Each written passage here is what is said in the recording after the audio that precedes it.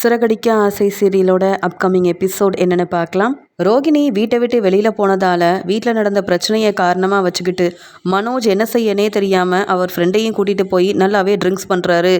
இப்படி என் மனைவி ரோகிணி என்னை ஏமாத்திட்டா அப்படின்னு சொல்லி அங்கே அழுகிறாரு. ரொம்ப அதிகமாக ட்ரிங்க்ஸ் பண்ணதுனால வர வழியில் போலீஸ்கிட்ட மனோஜும் அவரோட ஃப்ரெண்டும் வசமாக மாட்டிக்கிறாங்க.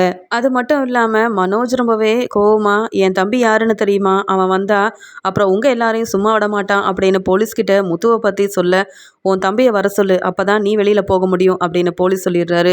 இங்கே வேறு வழி இல்லாமல் முத்துவுக்கு ஃபோன் பண்ணி அங்கே மனோஜும், பாத்தியா முத்து, என் நிலமையை பாரு, உன்னெல்லாம் கூப்பிடுற நிலமை எனக்கு வந்துருச்சு, நீ வந்தால் தான் இந்த போலீஸ் என்னை விடுவாராம் அப்படின்னு சொல்ல, நீ ட்ரிங்க்ஸ் பண்ணியிருக்கியான்னு கேட்க, ஆமாம் வேறு என்ன செய்ய, வீட்டில் அவ்வளோ பிரச்சனை நடக்குது, இதில் ரோகிணியும் என்னை விட்டுட்டு போயிட்டா, நான் என்ன செய்யன்னு தெரியாமல் தான் இப்படி செஞ்சுட்டேன், நீ உடனே வா அப்படின்னு சொல்ல, அங்கே முத்துவை பார்த்த உடனே ஏற்கனவே அந்த போலீஸ் அருணுக்கு கொஞ்சம் கூட பிடிக்காததுனால ரொம்ப கோவமாக, இவர் தான் உன் அண்ணனா, உன்ன மாதிரியே இருக்காரு, ஆனால் நீ தான் வருவேன்னு எனக்கு தெரியாது அப்படின்னு சொல்லிட்டு இங்கே முத்து முன்னாடியே முத்து மேலே உள்ள கோவத்தில் இங்கே தேவையில்லாமல் மனோஜை திட்டி அவமானப்படுத்தி அவர்கிட்ட இருந்து அங்கே ட்ரிங்க்ஸ் பண்ணிட்டு வந்ததுக்காக பணத்தையும் வாங்கிட்டு அங்கேருந்து அனுப்புகிறாங்க. முத்து உடனே மனோஜ்கிட்ட, நான் தான் ட்ரிங்க்ஸ் பண்ணுறேன்னு அம்மாக்கிட்டேயும் அப்பாக்கிட்டேயும் என்னை பற்றி சொல்லி என்னை அவமானப்படுத்துவேன், உன் நிலமையை பார்த்தியா, இப்படி அந்த பார்லலம்மா ஏமாத்துனதுனால பெரிய பிஸ்னஸ் செய்கிறேன்னு நினச்சிட்டு இருந்த நீயே இந்த நிலமையில வந்து இருக்க அப்படின்னு வீட்டுக்கு மெதுவாக கூட்டிகிட்டு போக,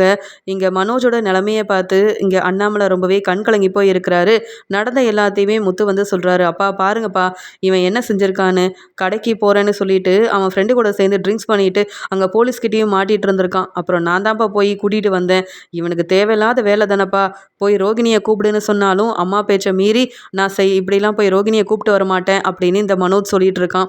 இதில் ரோகிணி செஞ்ச தப்புக்கு தான் ரோகிணி அம்மா வீட்டை விட்டு வெளியில் அனுப்பியிருக்காங்கன்னு அம்மா பேச்சையே கேட்டுட்டு இருக்க இந்த மனோஜ் எப்போ தான் திருந்துவான்னு தெரியல அப்படின்னு சொல்லும்போது, இங்கே அண்ணாமலை இந்த ரோகிணி தன்னுடைய வாழ்க்கையிலேருந்து போனதால் தாங்க முடியாத மனோஜ் இப்போ இந்த நிலைமைக்கு வந்துட்டானே அப்படின்னு ரொம்ப மனசு வேதனைப்படுறாங்க. முத்து தான் என் பேச்சை கேட்காம ட்ரிங்க்ஸ் பண்ணிட்டு வந்து வீட்டில் பிரச்சனை செய்வான், இப்போ வர வர இந்த மனோஜும் கொஞ்சம் கொஞ்சமாக மாறிட்டு வரானே அப்படின்னு அண்ணாமலை யோசிக்கிறாரு. இந்த பார்த்துட்டு இருந்த மீனா வந்து அண்ணாமலை கிட்ட சொல்கிறாங்க, மாமா நீங்கள் காலையிலேருந்து சாப்பிடவே இல்லை, ஒரு பக்கம் அத்தை வீட்டில் இல்லைன்னு மனசு வேதனைப்படுறீங்க, மனோஜோட நிலைமையை பார்த்து யோசிக்க ஆரம்பிச்சிட்டிங்க, முதல்ல நீங்கள் சாப்பிடுங்க, எல்லா பிரச்சனையும் சரியாயிரும், ஸ்ருதியும் ரவியும் சீக்கிரமாக வீட்டுக்கு வரேன்னு வேற ஃபோன் பண்ணியிருக்காங்க மாமா அப்படின்னு சொல்ல, என்னன்னு சொல்கிறது, ரோகிணி வீட்டுக்கு வந்தாதான் இந்த மனோஜ் கொஞ்சம் தெளிவாக இருப்பான்னு நினைக்கிறேன், ரோகிணி இல்லாமல் தான் மனசு வேதனையில் இவன் இப்படி செஞ்சுட்டு வந்திருக்கான், அது மட்டும் இல்லை உன் அத்தையும் அந்த பார்வதியோட வீட்டில் போய் இருக்கா, கொஞ்சம் கூட புரிஞ்சிக்க மாட்டேங்கிறா, பார்வதிக்கு நீயாவது ஃபோன் பண்ணி விஜயாவை வர சொல்ல வேண்டிதானமா மீனா அப்படின்னு அண்ணாமலை கேட்குறாரு. அதுக்குடனே மீனாவும், பார்வதி அத்தை எனக்கு ஃபோன் பண்ணாங்க, அத்தை இன்னும் ரோகிணி மேலே ரொம்ப கோவத்தில் இருக்கிறாங்களாம், ரோகிணி இந்த வீட்டுக்கு வந்தால் அத்தை வரவே மாட்டேன்னு ரொம்ப அடம்பிடிக்கிறாங்களாம், இதில் நான் வேற என்ன மாமா சொல்கிறது, வர சொன்னால் மட்டும் அத்தை வந்துடுவாங்களா என்ன அப்படின்னு சொல்கிறாங்க. அதுவும் சரிதான், நீயும் வசதி வாய்ப்போடு வரலன்னு ஓ மேலே கோவப்பட்டுட்டு இருந்த விஜயா ரோகிணியை பற்றி தெரிஞ்சுக்கிட்டு இவ்வளோ கோவப்படுவா, ரோகிணியை வீட்டை விட்டு வெளியில் அனுப்புவான்னு நானே எதிர்பார்க்கல, ரோகிணி ஏதோ தான் பக்கம் இருக்கிற நியாயத்தை சொல்லணும்னு நினச்சா, அதையும் சொல்ல விடாமல இப்படி இந்த விஜயா வீட்டை விட்டு வெளியில் அனுப்பிட்டா, என்ன பெரிய பிரச்சனையாக இருந்தாலும் ரோகிணி இப்போ நம்ம வீட்டோட மூத்த மருமக, நாம தான் எல்லாத்தையும் அனுசரித்து சமாளித்து போகணுமே தவிர்த்து மனோஜையும் ரோகிணியும் பிரித்து வச்சா மட்டும் இந்த பிரச்சனை சரியாயிருமா என்ன, என்ன சொல்லன்னு தெரியல மீனா அப்படின்னு கண் கலங்கி போய் அண்ணாமலை இருக்கிறாரு. உடனே இங்கே முத்துவும், அப்பா நீங்கள் முதல்ல சாப்பிடுங்கப்பா, அம்மா கிட்ட நான் போய் பேசுகிறேன், இல்லைனா மீனாவை அனுப்பி வைக்கிறேன், எப்படியாவது அம்மா இந்த வீட்டுக்கு வந்துட்டாங்கன்னா அப்புறம் மனோஜும் இப்படி தப்பு செய்ய மாட்டான், கொஞ்சம் கொஞ்சமாக அம்மாவுக்கு புரிய வச்சு ரோகிணியை எப்படியாவது வீட்டுக்கு கூட்டிகிட்டு வந்துடலாம்ப்பா, நீங்கள் கவலைப்படாதீங்க அப்படின்னு சொல்லிட்டு இருக்காங்க. உடனே அண்ணாமலையும், ஏமா மீனா நீ பார்வதியோட வீட்டுக்கு போ, நான் சொன்னதா சொல்லி இங்கே விஜயாவை கூட்டிகிட்டு வா, அப்போ தான் இந்த மனோஜ் ஒழுங்காக அவன் வேலைக்கும் போவான், சீக்கிரமாக ரோகிணியவும் வீட்டுக்கு கூட்டிகிட்டு வர முடியும்னு சொல்கிறாங்க. சரி மாமா நீங்கள் கவலைப்படாதீங்க, நான் போய் கூப்பிட்றேன் மாமா அப்படின்னு சொல்லிட்டு, என்ன தான் இருந்தாலும் என்னாலையும் என் வீட்டுக்காரராலையும் தான் ப்ரௌன் மணி வீட்டுக்கு வந்து உண்மையை சொல்லியிருக்காரு, நாங்கள் ஆரம்பித்த இந்த பிரச்சனையால் ரோகிணியை பற்றின உண்மையை தெரிஞ்சுக்கிட்டு அத்தையும் ரோகிணியை வெளியில் அனுப்புனது மட்டும் இல்லாமல் பார்வதி அத்தையோட வீட்டில் போய் இருக்கிறாங்க, அதனால் நாம் போய் பேசி புரிய வச்சா அத்தை கண்டிப்பாக ஒத்துக்க மாட்டாங்க. இருந்தாலும் மாமாவுக்காக போய் பேசணும்னு சொல்லி முத்துவும் மீனாவும் பார்வதியோட வீட்டுக்கு கிளம்பி போகிறாங்க. அங்கே பார்வதி முத்து மீனாவை பார்த்த உடனே, வா முத்து, வா மீனா, 2 பேரும் எப்படி இருக்கீங்கன்னு கூட கேட்க முடியாத ஒரு நிலைமை. ஏன்னா உன் வீட்டில் நடந்த பிரச்சனை தான் எனக்கு தெரியுமே. உன் அம்மா விஜயா இன்னும் அந்த ரோகிணி மேலே அவ்வளோ கோபமாக இருக்கா. இதுக்கிடையில் நான் தான் இந்த கல்யாணத்தை செஞ்சு வச்சேன், என் மூலமாக தான் ரோகிணியை விஜயாவுக்கே தெரியும்னு வந்த உடனே விஜயா என்னை அவ்வளோ கேள்வி கேட்டு திட்ட ஆரம்பிச்சிட்டா தெரியுமா முத்து. நான் தான் சமாளித்து கொஞ்சமாவது சாப்பிடுன்னு சொன்னாலும் விஜயா வந்து சாப்பிட மாட்டேங்கிறா அப்படின்னு இங்கே முத்துக்கிட்ட சொல்லிட்டு இருக்க. உடனே முத்துவும், இந்த பார்லரம்மா இப்படிப்பட்ட பெரிய உண்மையை மறைப்பாங்கன்னு நாங்களே எதிர்பார்க்கல. என்ன செய்ய, அங்கே பரசு மாமா வீட்டில் உள்ள கல்யாணம் முடிஞ்சதுக்கு அப்புறமா தான் நாங்களே பிரவுன் மணியை பார்த்தோம். அவர் மலேசியா மாமா இல்லைன்னு தெரிஞ்சுக்கிட்டு என்னாலையும் இங்கே மீனாவாலையும் இதை தாங்கிக்கவே முடியல. இந்த உண்மையை மறைச்சாலும் என்னைக்கா இருந்தாலும் அம்மாவுக்கும் அப்பாவுக்கும் தெரிய வரும்னு சொல்லி தான் நாங்கள் தான் அவரை வீட்டுக்கு கூட்டிகிட்டு வந்து இந்த ரோகிணி யாருன்ற உண்மையவே நிரூபித்தோம். ஆனால் அதனால் இப்படி என் அம்மா இவ்வளோ கோவப்படுவாங்க, பார்லரமாவும் வீட்டை விட்டு வெளியில் போவாங்கன்னு நாங்கள் எதிர்பார்க்கல. இப்போ அம்மா எதுக்காக உங்கள் வீட்டில் வந்து இருக்காங்க? அப்பா தனியாக அங்கே மன வேதனையிலையும் கஷ்டப்பட்டுட்டும் இருக்காரு. இப்போ எதுக்காக அம்மா இங்கே வந்து இருக்கணும், அப்பாவுக்கு ஆறுதலாக இல்லாமல் அப்படின்னு சொல்ல, முத்து நீ ஏன் போய் பேசு, உன் அம்மா வந்தா கூட்டிகிட்டு போ. எவ்வளவோ சொல்லிட்டேன். ரோகிணி மேலே உள்ள கோவத்தில் ரோகிணி அந்த வீட்டுக்கு வரதா இருந்தா நான் வரமாட்டேன். என் வீட்டுக்காரர் எனக்கு சப்போர்ட் பண்ணாமல் தப்பு பண்ண ரோகிணி இந்த வீட்டுக்கு வரணும்னு சொல்லிட்டு இருக்காரு. அது எனக்கு பிடிக்கவே இல்லைன்னு விஜயா ரொம்ப அடம்பிடிக்கிறான்ப்பா முத்து அப்படின்னு சொல்கிறாங்க. அந்த சமயம் விஜயா ரொம்ப கோபமாக இருக்கும்போது முத்துவும் மீனாவும் பார்வதி வீட்டுக்கு போய் விஜயா கிட்ட பேச ஆரம்பிக்க, நீங்கள் 2 பேரும் எதுக்காக இங்கே வந்தீங்க? நான் நிம்மதியாக இருந்தால் உங்கள் 2 பேருக்கும் பிடிக்காதா? அதான் என்ன உண்மைன்னு நிரூபித்து ரோகிணியை நான் வீட்டை விட்டு வெளியில் அனுப்பிட்டேன்ல. உன் அப்பா தான் ஏதோ நான் பெரிய தப்பு பண்ணதா என்னை திட்டிக்கிட்டே இருக்காரு. அதனால தான் இங்கே வந்து இருக்கேன். ஏன் மீனா, அங்கே வீட்டில் இருந்தால் தான் என்னை நிம்மதியாக இருக்க விட மாட்டேங்கிறீங்க. உன்னை பற்றியே உன் மாமனார் பெருமையாக பேசிகிட்டு இருக்காரு. பிடிக்காத இடத்துல இருக்கக்கூடாதுன்னு தானே பார்வதி வீட்டில் வந்து இருக்கேன். இங்கே மரியாதையாக முத்துவை கூட்டிகிட்டு கிளம்பு, இல்லைன்னு வை, அவ்வளவுதான் அப்படின்னு சொல்கிறாங்க. உடனே மீனாவும், அத்தை என் மேலே கோவப்படாதீங்க, நான் வேணும்னே உங்களை கூப்பிட வரல. மாமா ரொம்பவே மனசு வேதனையில் இருக்காங்க. உங்கள் பையன் மனோஜ் வேற ரொம்ப ட்ரிங்க்ஸ் பண்ணிட்டு வந்து வீட்லேயும் பெரிய பிரச்சனை செஞ்சிட்ருக்காரு. மனோஜ் நீங்கள் வந்தால் தான் பொறுப்பாக நடந்துப்பார். மாமாவோட நிலமை உங்களுக்கு தெரியும். வீட்டில் ரோகிணி இல்லைன்னு உடனே தான் மனோஜ் இவ்வளோ மனசு வேதனையில் ட்ரிங்க்ஸ் பண்ண ஆரம்பிச்சிட்டாரு. உங்கள் பையனோட நிலைமை உங்களுக்கு தெரிய வேண்டாமா? அதுக்காகவாது நீங்கள் வீட்டுக்கு வரணும், மறுபடியும் ரோகிணியவும் வர வைக்கணும்னு இங்கே மீனா அண்ணாமலைக்காக அங்கே பேச போகிறாங்க. ஆனால் இதை புரிஞ்சுக்காத விஜயா, உனக்கு எவ்வளோ தைரியம் இருந்தால் நானே வீட்டை விட்டு வெளியில் அனுப்புன அந்த ரோகிணியை மறுபடியும் என் வீட்டுக்கு வர வைக்கணும்னு சொல்லுவேன். நீ ஏன் அந்த வீட்டில் இருக்கிறது எனக்கு பிடிக்கல. நீ ஏன் ஏதோ என் வீட்டுக்காரர் கூட்டிகிட்டு வந்த மருமகளாயிடுச்சேன்னு தான் அமைதியாக நான் இருக்கேன். இதில் நீ எல்லாம் அந்த ரோகிணிக்கு சப்போர்ட் பண்ணுறியா? ரோகிணிக்கு நீ சப்போர்ட் பண்ணாலும் நான் உன்னை என்னைக்கும் மருமகளாக ஏற்றுக்க மாட்டேன். என்கிட்ட பேசக்கூட உனக்கு தகுதி இல்லை. வீட்டு வேலையை செஞ்சியா, அந்த முத்துவோட மனைவியாக இருந்தியான்னு இருந்துட்டு போ. அதுக்குன்னு தேவையில்லாமல் என்கிட்டலாம் வந்து பேச ஆரம்பிச்ச அவ்வளவுதான் உனக்கு மரியாதை இருக்காது. இங்கேருந்து கிளம்பு அப்படின்னு சொல்லிடுறாங்க. மீனா உடனே கண் கலங்கிக்கிட்டே அங்கேருந்து முத்துக்கிட்ட சொல்கிறாங்க, நம்ம போவோம். இனிமேலும் இங்கே இருந்தால் அத்தை ரொம்ப கோவப்பட ஆரம்பிச்சிருவாங்க. ஒரு பக்கம் அண்ணாமலை மாமா மனசு வேதனைப்பட்டுருக்காரு. இன்னொரு பக்கம் விஜயாத்தை இவ்வளோ அடம்பிடிக்கிறாங்க, என்ன செய்யனே தெரியல அப்படின்னு பேசி பார்த்ததுக்கப்புறமும் விஜயா மனசு மாறாததுனால அங்கே வீட்டுக்கு கிளம்பி போயிடுறாங்க மீனா. வித்யா மூலமாக ரோகிணி வீட்டுக்கு வந்துட்டாங்க. ரோகிணியோட வீட்டில் பெரிய பிரச்சனை, விஜயா அவங்கள வெளியில் அனுப்பிட்டாங்கன்ற விஷயம் ரோகிணியோட அம்மாவுக்கு தெரிய வந்த உடனே ரோகிணிக்கு ஃபோன் பண்ணி ரொம்பவே அழுகிறாங்க. என்ன கல்யாணி இது, இவ்வளோ பெரிய பிரச்சனை உனக்கு வந்திருக்கு, நீ என்கிட்ட எதுவுமே சொல்லலையே அப்படின்னு கேட்க, ஏம்மா நான் சொன்னால் மட்டும் நீ எனக்கு என்ன ஏதாவது உதவி செய்ய போறியா? ஒன்னாலையும் கிறிஷாலையும் என்னை பற்றின உண்மை தெரிஞ்சிடக்கூடாதுன்னு நினச்சேன். ஆனால் மலேசியா மாமாவை ஒருத்தரை கூட்டிகிட்டு வந்தேன்ல, அவர் எனக்கு என்னை பற்றின உண்மையை சொல்லி மாட்டி விடுவாருன்னு நான் எதிர்பார்க்கவே இல்லை. என் வீட்டுக்காரரும் இந்த விஜயாத்தையும் சேர்ந்தே என்னை வீட்டை விட்டு வெளியில் அனுப்பிட்டாங்க. நான் சொல்ல வரதை கூட அவங்க கேட்கவே இல்லை. என் பக்கம் என்ன நியாயம் இருக்குன்னு கூட தெரிஞ்சிக்க விரும்பலை.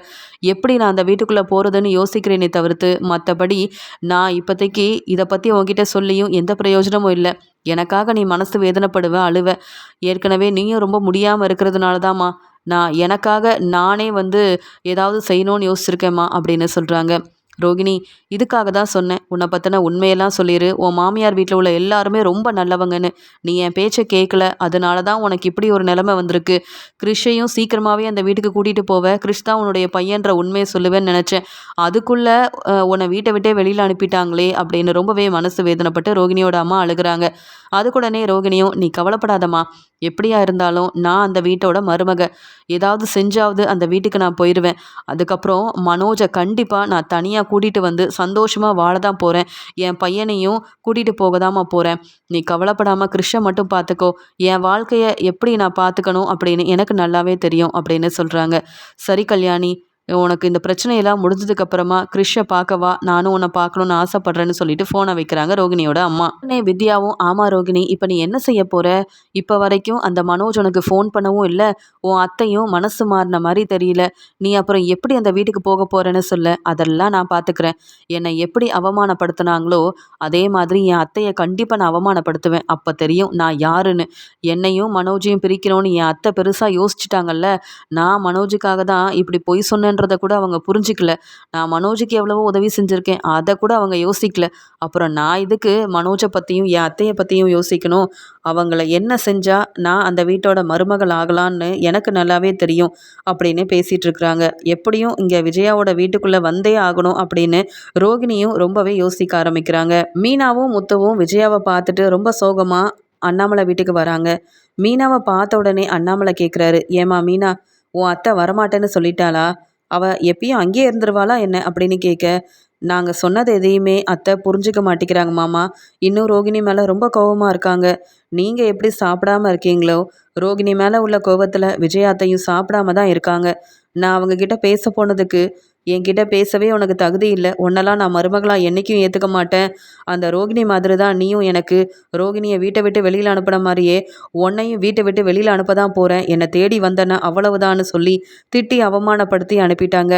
இதுக்கு மேலே நான் சொல்ல வரதை கூட அவங்க கேட்கவே இல்லை. நான் என்ன செய்ய முடியும்? எல்லாரும் அடம்பிடிக்கிறாங்க அப்படின்னு மீனா கண் கலங்கிக்கிட்டே சொல்ல, அண்ணாமலைக்கு ரொம்ப கோவம் வருது. விஜயா கிட்ட போனா போதுன்னு நான் போனால் கோவப்பட்டுருவனோன்னு முத்து மீனாவை அனுப்புனா, மீனாவை இன்னும் இவ்வளோ ஏளனமாக பேசி அவமானப்படுத்துகிறானா? இந்த விஜயாலாம் திருந்தவே மாட்டா. இப்படியே விட்டா வீட்டில் ஒத்துமை இல்லாமல் போயிடும். இப்படியே அந்த ரோகிணியும் மனோஜை பிரிஞ்சு தான் வாழ்வா போல. சரிப்பட்டு வராது. விஜயாவை வீட்டுக்கு வர வைக்கணும். மறுபடியும் ரோகிணி சந்தோஷமாக மனோஜ் கூட வாழணும். ரோகிணி இவ்வளோ பெரிய பொய் சொல்லியிருக்கானா, அதுக்கு காரணமே விஜயா தானே. விஜயாவோட பணத்தாசையெல்லாம் புரிஞ்சுக்கிட்டு தானே இந்த ரோகிணியும் குடும்பத்தை ஏமாத்திருக்கா. ரோகிணி மேலே மட்டுமா தப்பு இருக்குது, விஜயா மேலேயும் தான் தப்பு இருக்குது. இவங்கெல்லாம் போய் பேசுனா சரிப்பட்டு வராது. நான் போய் அங்கே வெளுத்து வாங்கி விஜயாவுக்கு நல்ல பாடம் புகட்டினாதான் சரியான மாமியாரா தன்னுடைய மருமகிட்ட எப்படி நடந்துக்கணும்னு இந்த விஜயாவுக்கு புரிய வரும் அப்படின்னு சொல்லிட்டு, முத்து மீனா, நீங்கள் வீட்டில் இருங்க, நான் போய் அந்த விஜயாவை கூட்டிகிட்டு வரேன். அப்படி அவள் வரலன்னா என்னைக்கும் இந்த வீட்டுக்குள்ளேயே வரக்கூடாதுன்னு சரியான முடிவையும் நான் எடுக்க போகிறேன்னு சொல்ல, உடனே முத்து, அப்பா என்னப்பா நீங்கள் இப்படியெல்லாம் பேசுகிறீங்க? அம்மா வீட்டுக்கு வரணுன்னு தானேப்பா ஆசைப்பட்டீங்க, இப்போ ஏன்ப்பா கோவப்படுறீங்க? அம்மாவுக்கு பார்லலம்மா மேலே ரொம்ப கோவம், அதனால தான் இப்படியெல்லாம் பேசி அனுப்பியிருக்காங்க. நாங்கள் அதை பற்றி பெருசாக நினைக்கலப்பா. நீங்கள் அமைதியாக இருங்க, அம்மாவே புரிஞ்சுக்கிட்டு நாளைக்கு கண்டிப்பாக வீட்டுக்கு வந்துடுவாங்க அப்படின்னு சொல்ல, அதுக்குடனே அண்ணாமலை சொல்கிறாரு, இல்லை முத்து, ஓ அம்மா திருந்த மாட்டா. நான் எதுக்காக இப்படி சொல்கிறேன்னா, விஜயா எவ்வளவோ தப்பு பண்ணியிருக்கா. ஏன், மீனாவோட நகையை எடுத்து மனோஜ் கிட்ட கொடுத்துட்டு அந்த நகையை இன்னும் திருப்பி தராமல் தான் இருக்கான் மனோஜ். இப்படி தான் பையனுக்காக ஒவ்வொன்றையும் பார்த்து பார்த்து செஞ்சு இந்த குடும்பத்தை ஏமாத்தின விஜயா ரோகிணி இப்படி செய்கிறதுக்கும் காரணமாக இருந்திருக்கா. பணம் முக்கியம்னு மனோஜும் விஜயாவும் நினைக்க போய் தான் அதை ஒரு காரணமாக வச்சுக்கிட்டு இந்த ரோகிணி ஏமாத்திருக்கா. இப்படி தப்பு செஞ்சதெல்லாம் உன் அம்மா. இப்போ ரோகிணி மேலே கோவப்பட்டு என்ன பிரயோஜனம் இருக்குது? மீனாவை அவமானப்படுத்த இந்த விஜயாவுக்கு என்ன தகுதி இருக்குது? அதனால தான் இதை இப்படியே விடக்கூடாதுன்னு பார்வதியோட வீட்டில் போய் நானே பேசி புரிய வைப்பேன். அப்படி உன் அம்மா புரிஞ்சிக்கலனா என்ன செய்யணும்னு எனக்கு தெரியும்னு அண்ணாமலை ரொம்ப கோவமாக மறுபடியும் விஜயாவை பார்க்க பார்வதியோட வீட்டுக்கு போகிறாரு. அண்ணாமலை பார்வதியோட வீட்டுக்கு போக உடனே பார்வதியும், அண்ணே வாங்கண்ணே, நீங்கள் நல்லா இருக்கீங்களாண்ணே? சோகமாக இருக்கிறத பார்த்தா ரொம்ப மன வேதனையில் இருக்கீங்க போல.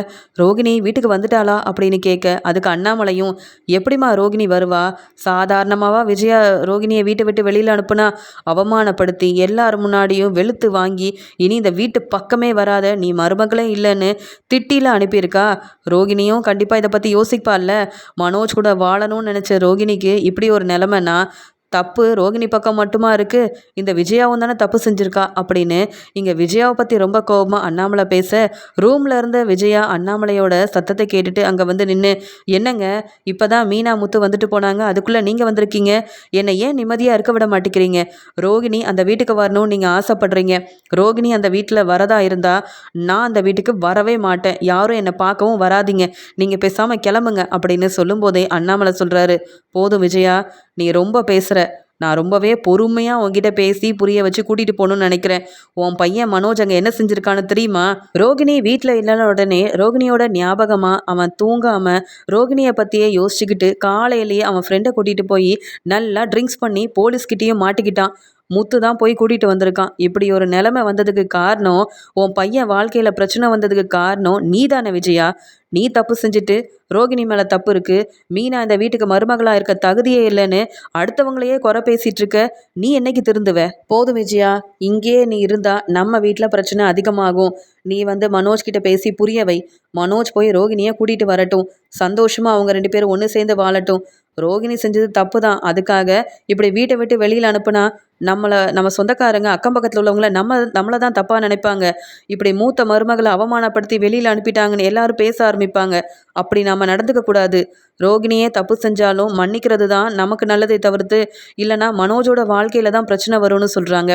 அதுக்குடனே விஜயா சிரிச்சுக்கிட்டே, என்ன பிரச்சனை வந்தாலும் நான் பார்த்துக்கிறேன், நான் தானே அந்த ரோகிணியை நம்பி ஏமாந்து போனேன், அதனால தான் ரோகிணி மேலே இவ்வளோ கோவத்தில் இருக்கேன். என் பையன் மனோஜுக்கு ரோகிணியை விட்டால் வேற யாரும் கிடைக்க மாட்டாங்களா? ரோகிணி ஒரு நல்ல மருமகளாகவும் எனக்கு இல்லை, கண்டிப்பாக மனோஜுக்கு அவளால் எந்த ஒரு பிரயோஜனமும் கிடையாது. அவள் வரவே தேவையில்ல. அது மட்டும் இல்லை, என் பையனுக்கு நல்ல வசதியான குடும்பத்திலேருந்து ஒரு பொண்ணை பார்க்க போகிறேன். அதுக்கப்புறமா அந்த ரோகிணிக்கு நான் யாருன்னு காட்டுறேன். ஏதோ உரிமை இருக்குது, நான் தான் இந்த வீட்டோட மருமகன்னு என்ன பேச்சு பேசினா அவள் பேசுகிற எதையும் இனி நான் கேட்கவே மாட்டேன். இப்பயும் சொல்கிறேன், ரோகிணி பாவம் நினைக்காதீங்க. அவள் இன்னும் ஒரு மனோஜை கல்யாணம் பண்ணிக்க என்னென்ன பொய்யெல்லாம் மறைச்சிருக்காளோ எனக்கு தெரியாது. அதனால தான் சொல்கிறேன், இப்போயே மனோஜை விட்டு அந்த ரோகிணி பிரிஞ்சிருக்கிறது தான் நல்லது. நான் அந்த வீட்டுக்கு வரணும்னா ரோகிணி மருமகளாக அந்த வீட்டுக்குள்ளே வரவே கூடாது அப்படின்னு சொல்லிட்டு இருக்க. இதை கேட்டு தாங்க முடியாத அண்ணாமலையும், நீ என்னைக்கு தான் நல்ல மாமியாராக இருப்ப? வீட்டில் நடக்கிற பிரச்சனையெல்லாம் பெருசாகிறதுக்கு காரணமே நீ தான். இதில் உன் பையன் மனோஜோட வாழ்க்கையில் இப்படி பிரச்சனை ரோகிணியால் வந்திருக்குன்னா அதுக்கும் காரணம் நீ தான். பணத்து மேலே உள்ள ஆசையில் ரோகிணி சொன்னதெல்லாம் நம்பினது நீ தானே. நாங்கள் எவ்வளவோ எடுத்து சொல்லியும் அதை புரிஞ்சிக்காம ரோகிணி மேலே நம்பிக்கை வச்சது நீ தானே. அப்போ நீ மட்டும்தான் கஷ்டப்படணும், எங்கள் எல்லாரையும் ஏன் கஷ்டப்பட வைக்கிற? சொல்லி சொல்லி புரியலைன்னா அதுக்கப்புறம் உன்னை வெளுத்து வாங்குறத தவிர எனக்கும் வேற வழி இல்லை. எதிர்த்து பேசுகிறியே தவிர்த்து புரிஞ்சுக்க மாட்டேங்கிறிய விஜயான்ற கோவத்தில் அண்ணாமலை இங்கே பார்வதி முன்னாடியே விஜயாவை பலார்னு வெளுத்து வாங்குறாரு. உடனே அவ்வளோ நேரம் கோபமாக பேசிட்டு இருந்த விஜயா அழ ஆரம்பிக்கிறாங்க. உடனே இங்கே விஜயாவும், நான் என்ன தப்பு செஞ்சேன், நீங்கள் என்னையே இப்படி பேசிகிட்டு இருக்கீங்க, நான் அந்த வீட்டுக்கு வரமாட்டேன்னா வரமாட்டேன். அந்த ரோகிணி தான் உங்கள் மருமகன் நீங்கள் நினச்சிங்கன்னா அவளை வேணால் அந்த வீட்டுக்கு வர வைங்க, ஆனால் நான் என்றைக்குமே எந்த உரிமையோடையும் அந்த வீட்டுக்கு நான் வரவே மாட்டேன்னு சொல்கிறாங்க.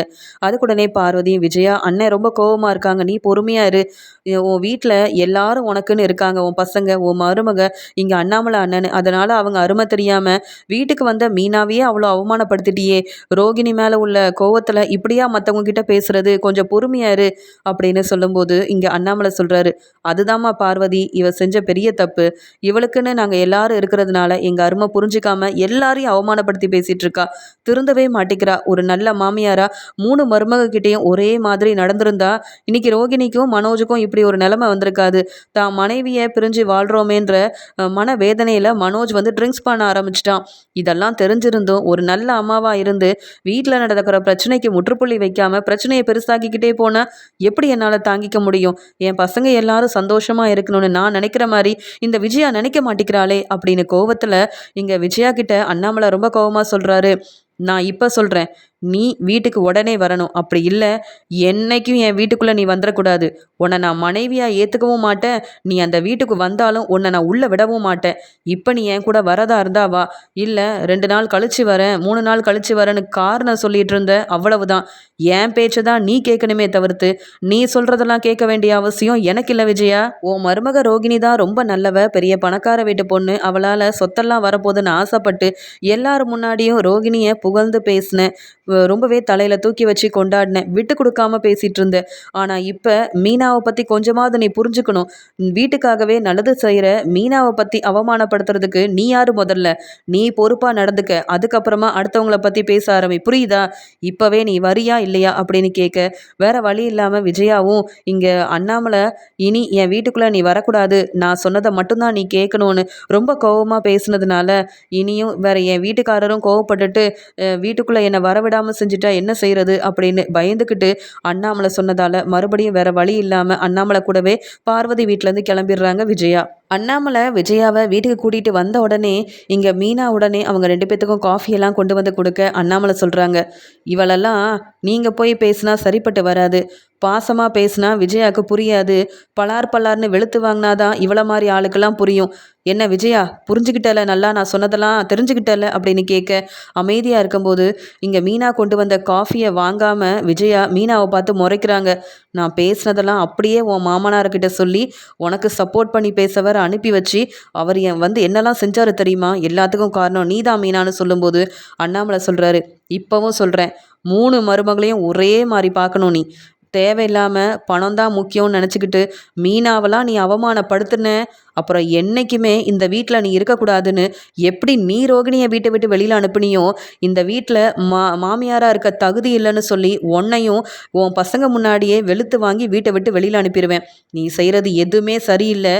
என்கிட்ட கேட்காம நீயே ஒரு முடிவெடுக்கிறத என்னால் ஏற்றுக்க முடியாது. இத்தனை நாள் பொறுமையாக இருந்தேன், இனியும் நான் பொறுமையாக இருக்க மாட்டேன் விஜயா. மரியாதையாக இருந்துக்க. என் பேச்சை கேட்டு இந்த வீட்டில் இருக்கிறதா இருந்தால் இரு. இல்லை என் பையன் மனோஜ் வாழ்க்கையில் ரோகிணி வரக்கூடாதுன்னு நீ பாட்டுக்கு உன் இஷ்டத்துக்கு ஏதாவது முடிவெடுத்துட்டு இருந்த, அப்புறம் நான் அவ்வளவுதான் சொல்லிட்டேன். பார்த்துட்டு சும்மா இருக்க மாட்டேன். எனக்கு என் பசங்களோட வாழ்க்கை தான் முக்கியம். எப்படியாவது ரோகிணியை சீக்கிரமாக இந்த வீட்டுக்கு வர வைக்கணும். புரியுதா? நீ பதில் பேசாமல் அமைதியாரு விஜயான்னு சொல்லி ரோகிணி மேலே உள்ள கோவத்தில் ரோகிணி வீட்டுக்குள்ளே வரவே கூடாது, அவள் எனக்கு நல்ல மருமகளே இல்லைன்னு விஜயா எடுத்த முடிவை மாற்றி ரோகிணியை வீட்டுக்கு சீக்கிரமாக வர வைக்கணும் அப்படின்னு அண்ணாமலை முடிவெடுக்க பதில் பேச முடியாமல் தலை குனிஞ்சு அழுகிறாங்க விஜயா.